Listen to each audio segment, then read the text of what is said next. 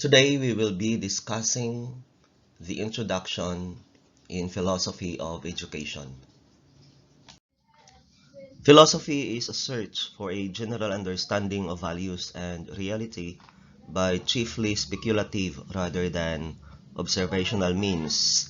It signifies a natural and necessary urge in human beings to know themselves and the world in which they live and move and have their being.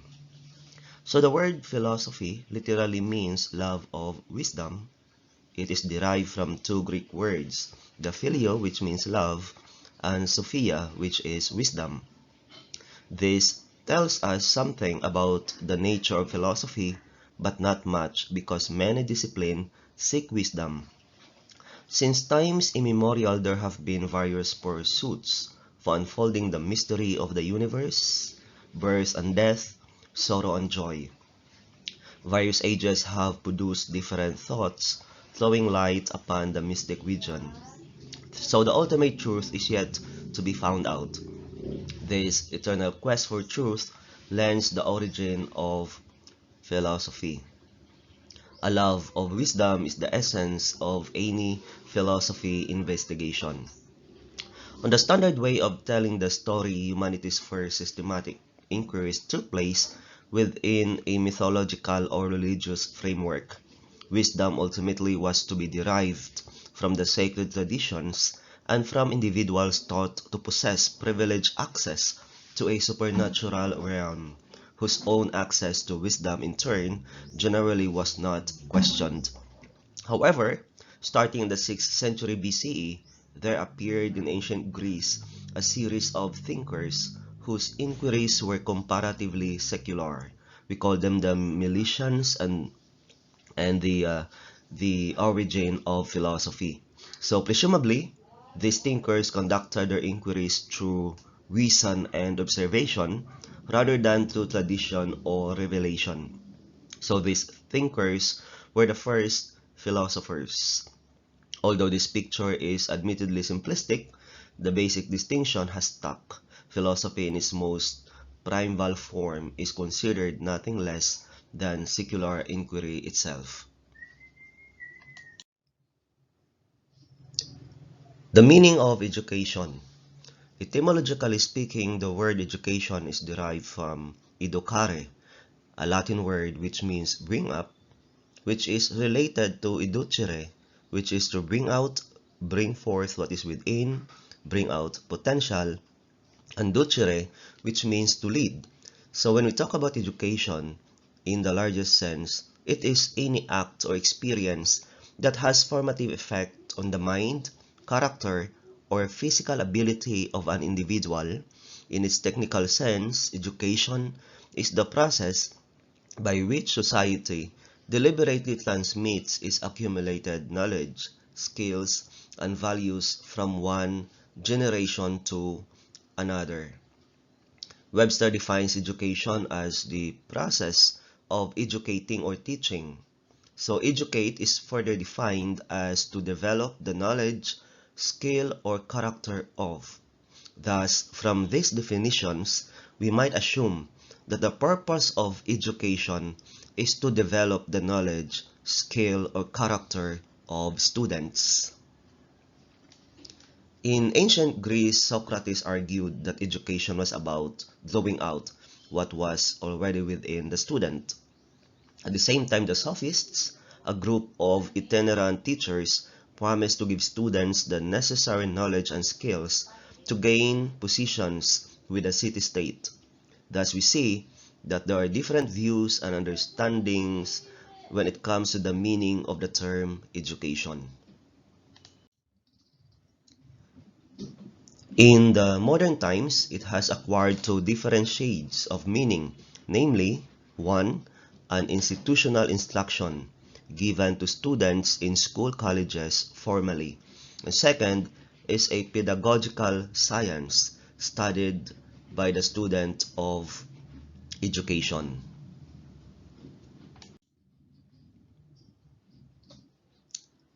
When we talk about the concept of philosophy of education, all human societies, past and present, have had a vested interest in education, and some wits have claimed that teaching is the second oldest profession. While not all societies channel sufficient resources into support for educational activities and institutions, all at the very least acknowledge their centrality and for good reasons. So when we talk about philosophy of education, it is essentially a method of approaching educational experience rather than a body of conclusions. It is the specific method which makes it philosophical. Philosophical method is critical, comprehensive, and synthetic.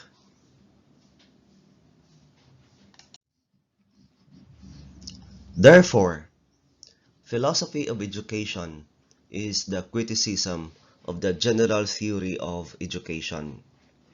Second, it consists of critical evaluation and systematic reflection upon general theories. And third, it is a synthesis of educational facts with educational values. In brief, it is a philosophical process of solving educational problems through philosophical method from a philosophical attitude to arrive at a philosophical conclusions and results. Thus, it aims at achieving general as well as comprehensive results. So it is here that philosophy of education plays an important role in providing direction to education on the different issues as well as providing a theory of knowledge for education to work upon.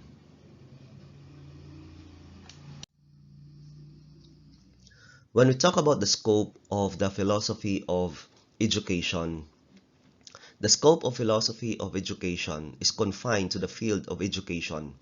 Thus, it is philosophy in the field of education. The scope of philosophy of education is concerned with the problems of education.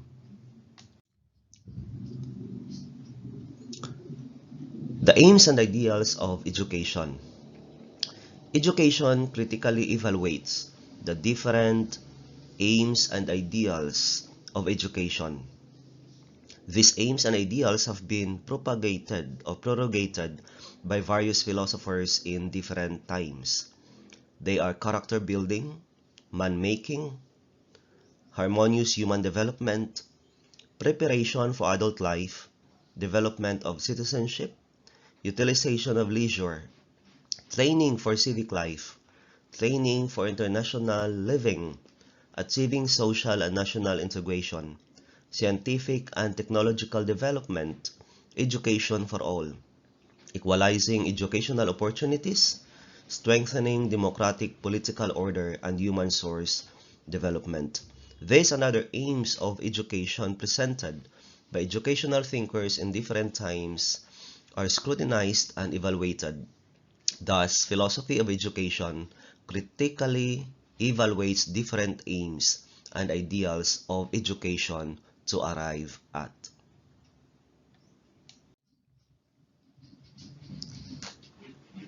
The interpretation of human nature.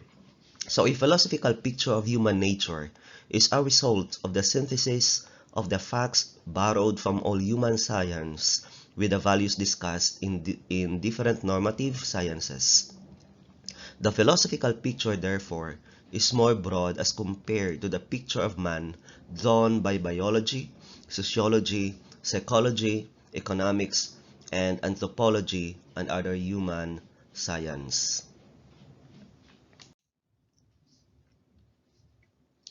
When we talk about the educational values, value is typically a philosophical subject since it is more abstract, integral, and universal. Philosophy of education not only critically evaluates the values but also systematizes them in hierarchy. Educational values are determined by philosophical values. Educational values propagated by different philosophers have been derived from their own world view and their outlook on the purpose of human life. Therefore, a scrutiny of the worldviews, outlook, beliefs is the specific function of philosophy, and it is necessary for the philosophical treatment of values. When we talk about the theory of knowledge, education is related to knowledge. It is determined by the source, limits, criteria, and means of knowledge. The discussion of all this falls within the jurisdiction of epistemology, one of the branches of philosophy, therefore an important area of the functioning of philosophy of education is related to the theory of knowledge.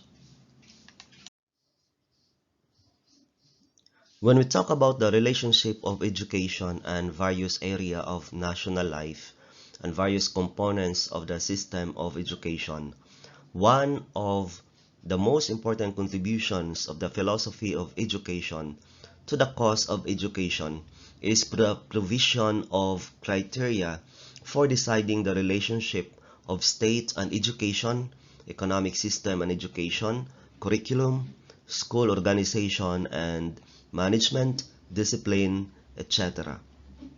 These problems have led to the evaluation of different philosophies of education.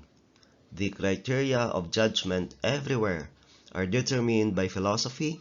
Therefore, philosophy of education provides the criteria for critical evaluation and judgment in these fields. So thank you for listening. You have learned the meaning and the scope of philosophy of education, and at the same time the concept of philosophy of education.